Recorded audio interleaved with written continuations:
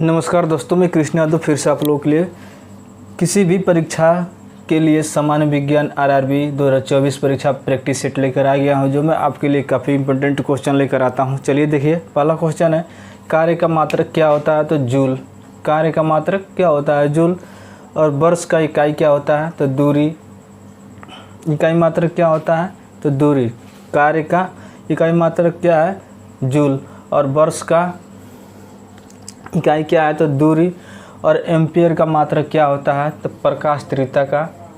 और निम्नलिखित में से किस समय का मात्रक नहीं है? निम्नलिखित में से समय का मात्रक नहीं है, तो दूरी की ये समय का मात्रक नहीं है।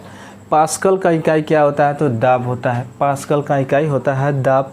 और कैंडिला का मात्रक क्या होता है? तो ज्योति तीव्रता। ज्योति तीव्रता होता है जो कैंडिला का मात्रक होता है। बच्चों, मैं ऐसे विज्ञान से संबंधित क्वेश्चन लेकर आता हूँ, छोटे छोटे पार्ट में लेकर आता हूँ, काफ़ी अच्छे इंपॉर्टेंट कंटेंट लेकर आता हूँ, जो आपके किसी भी एग्ज़ाम के लिए यहाँ से क्वेश्चन आपको मिलेंगे और हेल्पफुल होंगे परीक्षा में जाकर करने के लिए। मेरे चैनल को लाइक और सब्सक्राइब करें और शेयर करें। मैं आपके लिए काफ़ी मेहनत करता हूँ, ऐसे वीडियो आपके लिए लेकर आता हूँ और अपने चैनल के माध्यम से आपको काफ़ी आपकी उज्जवल भविष्य के लिए मैं इस आगे बढ़ने की प्रेरणा करता हूं। मेरे चैनल को आप लोग सपोर्ट नहीं करते हैं। मैं वाइट बोर्ड पर पढ़ाता हूं, डिजिटल बोर्ड पर मेरे पास नहीं है, उतना बेहद नहीं है कि मैं वाइट बोर्ड से डिजिटल बोर्ड कर लूँ, लेकिन मैं क्वेश्चन पढ़ाता हूं सेम टू सेम वही जो वाइट डिजिटल बोर्ड वाले टीचर पढ़ाते हैं। बड़े बड़े टीचर हैं, उनके पास हवा हवैया है, मेरे पास ऐसा कुछ नहीं है। इसलिए आप लोग मेरे चैनल को लाइक और सब्सक्राइब नहीं करते और सपोर्ट नहीं करते। मैं आपको बता दूं कि मैं ऐसे क्वेश्चन जो भी लेकर आऊँगा, मैं काफ़ी इंपॉर्टेंट लेकर आऊँगा। मैं भी एक आपके जैसा स्टूडेंट हूँ जो आपके आगे बढ़ने की प्रेरणा करता हूँ और अपने आप को भी आपके सामने साबित करने की कोशिश कर रहा हूँ, जो आपको ऐसे में से इस समस्या से, पढ़ाई की समस्या और नौकरी से आपको आगे बढ़ने की मैं प्रेरणा करता हूं। मैं आपको बता दूं कि ऐसे क्वेश्चन मैं लेकर आता हूं जो काफ़ी मेहनत करने के बाद, छोटे छोटे क्वेश्चन तो होते हैं लेकिन काफ़ी इंपॉर्टेंट होते हैं, जो किसी भी एग्ज़ाम में यहाँ से क्वेश्चन पूछे जा सकते हैं, क्वेश्चन पूछे जा सकते हैं।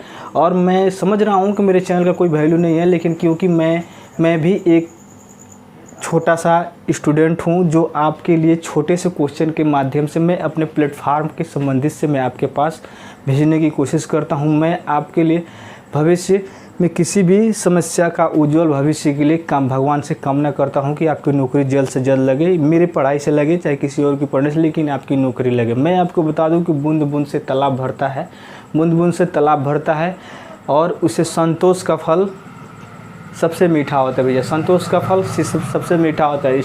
स्टूडेंट लाइफ में कहा गया है कि कहीं से भी कुछ शिक्षा मिले, कहीं से भी कुछ ज्ञान मिले तो स्टूडेंट लाइफ में आपको ले लेना चाहिए, क्योंकि आपकी स्टूडेंट बनने के माध्यम से आपकी पढ़ाई पर आपके माँ बाप का सपना जुड़ा है।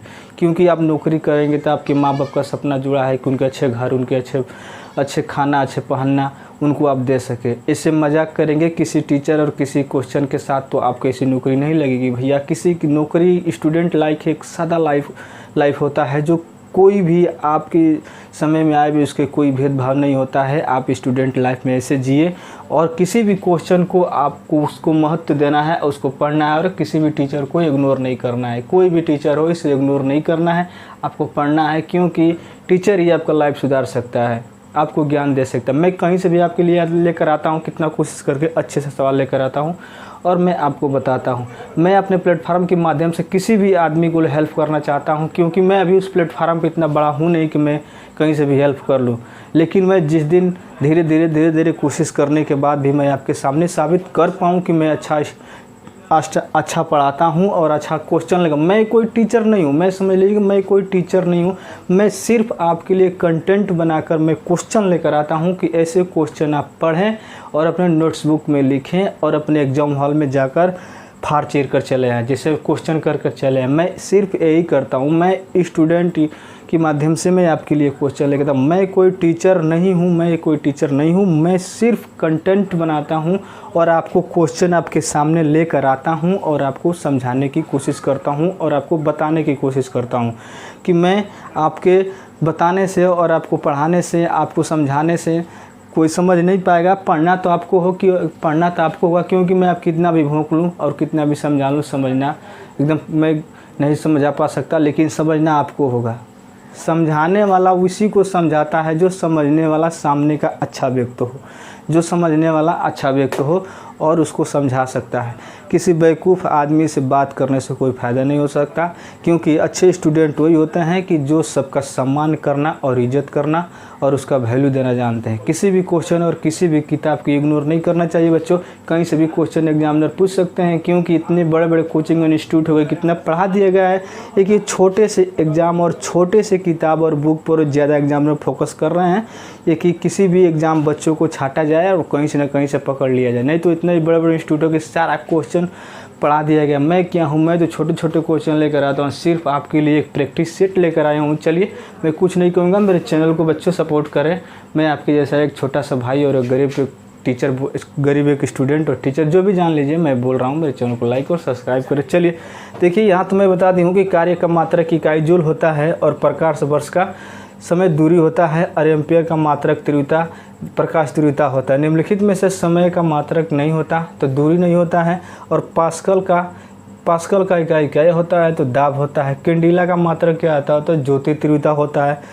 यंग प्रत्यवस्था गुणांक का एसआई मात्रक क्या होता है न्यूटन बटा मीटर होता है। अदिश राशि क्या है तो अदिश राशि एक ऊर्जा है। अदिश राशि एक ऊर्जा है। निम्न में से सदिश राशि क्या है तो वेग है एक। और पदार्थ के संवेग के और वेग के अनुपात में कौन सा भौतिक राशि प्राप्त किया जा सकता है तो द्रव्यमान किया जा सकता है। शून्य में स्वतंत्र रूप से गिरने वाली वस्तु समान त्वरण होता है तो इसका होता है 1 किलो समान त्वरण शून्य में स्वतंत्र रूप से गिरने वाली वस्तु क्या होती है तो समान त्वरण होता है। अब देख लीजिए, 1 किलोग्राम का राशि का वजन कितना होता है तो 9.8 यन ये होता है आपका। भारतीय अंतरिक्ष के किसके द्वारा शुरुआत किया गया था। भारतीय अंतरिक्ष संस्था को किसने शुरुआत किया था तो विक्रम साराभाई ने शुरुआत किए थे। मैं ऐसे क्वेश्चन आपके लिए लेकर आता हूँ। मैं प्रैक्टिस छोटा छोटा लेकर आ रहा हूँ कि आपको काफ़ी पढ़ने में परेशानी ना हो, आपको याद होता रहे। चलिए दोस्तों, जय हिंद दोस्तों। मेरे चैनल को लाइक और सब्सक्राइब करें। मैं एक आपका छोटा सा शुभचिंतक।